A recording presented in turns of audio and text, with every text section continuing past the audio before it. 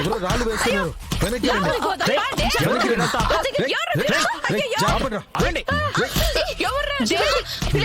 జాగ్రత్త. కౌశిక్ బయటికి రాలేదంటే నా కోసమే వెయిట్ చేస్తూ ఉండుంటది.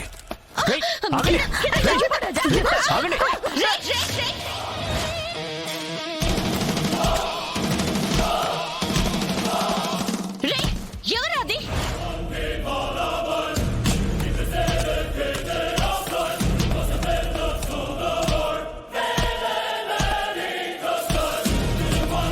జై జై ఆగండి ఆగండి.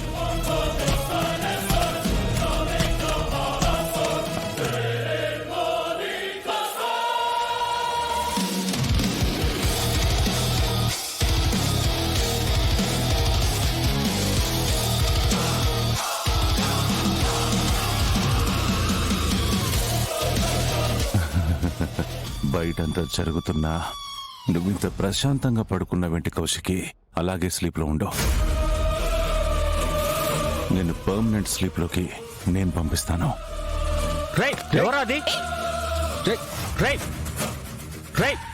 వెళ్ళదు మామగారు, వెళ్ళదు. అందరూ పారిపోయినట్టున్నారమ్మా. అవును మావయ్య గారు.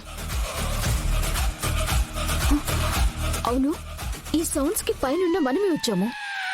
వదిన రాలేదేంటి? అవును, కౌశికి రాలేదేంటి?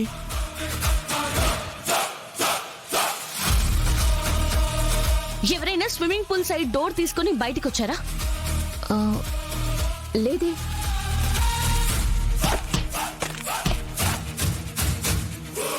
మనని బయటికి వచ్చేలా చేసి ఇంట్లోకి ఎవరో వెళ్లారు.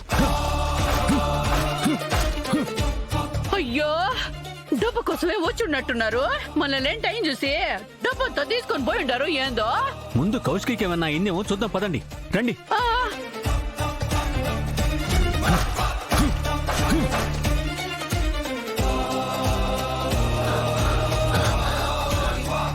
ఇంత పొడిచిన బ్లడ్ రావట్లేదేంటి?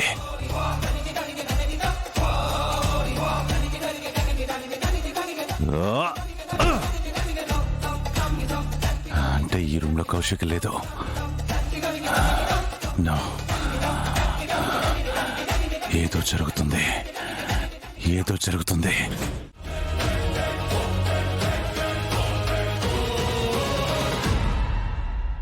అమ్మ జగదాత్రి, ఎంత తెలివైందమ్మీ. ఎవరికి తెలియకుండా కౌశికిని ఆ డబ్బుని గది దాటించేసింది. ఒకటే ఇంట్లో ఉన్న మనకే తెలియలేదు. చూసుండవా అమ్మీ? అందుకే డబ్బు తీసుకునే ప్లాన్ కూడా వేస్ట్ అని ముందే చెప్పాను. అది మీరిద్దరూ ఒకటే ఇంట్లో పెరిగుండారు కదమ్మీ. మరి మీకు మాత్రమే అంత తెలివి ఎట్టా వచ్చింది అని. అంటే నాకు తెలివి లేదు అంటున్నారా? అయ్యయ్యో, నేనెందుకు అట్టా అంటా అమ్మీ? ఆ అమ్మికి ఎక్కువ తెలివి ఎట్టా వచ్చిందా అని నా అనుమానం, అంతే.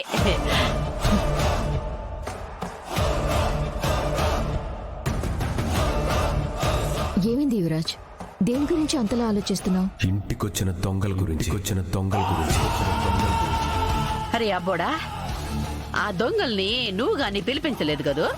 లేదమ్మా, నిన్నే ప్లాన్ చేయొద్దని చెప్పిన వాడిని వాళ్ళని నేనెందుకు పిలిపిస్తాను? అదే కదా.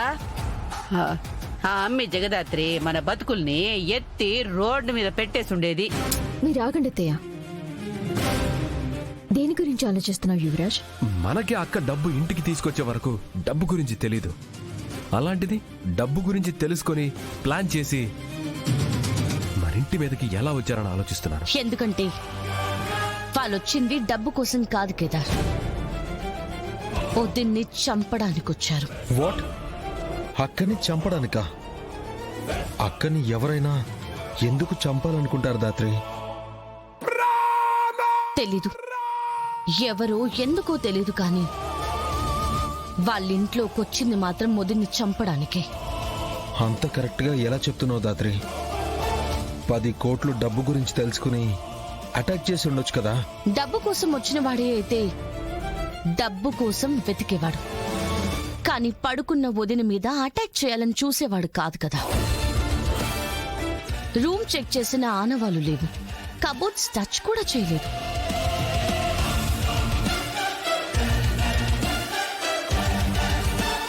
నేరుగా వదిన రూమ్లోకి వెళ్ళి వదిన పడుకుందనుకుని పొడవడం స్టార్ట్ చేశాడు. బెడ్ మీద అక్క లేదని తెలుసుకుని పారిపోయాడు. అవును, వదినకి మీనన్ కనిపించడం, ఎంగేజ్మెంట్ లో మావయ్య గారిని చంపాలని చూడటం, ఇప్పుడు నేరుగా ఇంట్లోకి రావడం. నేనే చెప్పండి. మేము పోలీస్ డిపార్ట్మెంట్ నుంచి వస్తున్నాం. 25 ఏళ్ల క్రితం మీరు సీఎం గారి దగ్గర చీఫ్ సెక్యూరిటీ ఆఫీసర్గా పనిచేశారు కదా.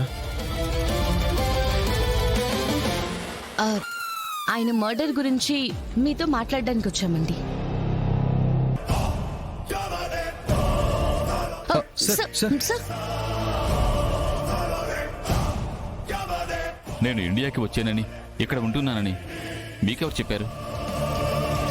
అయినా నాకు ఏ కేసు గురించి తెలీదు. వెళ్ళండి.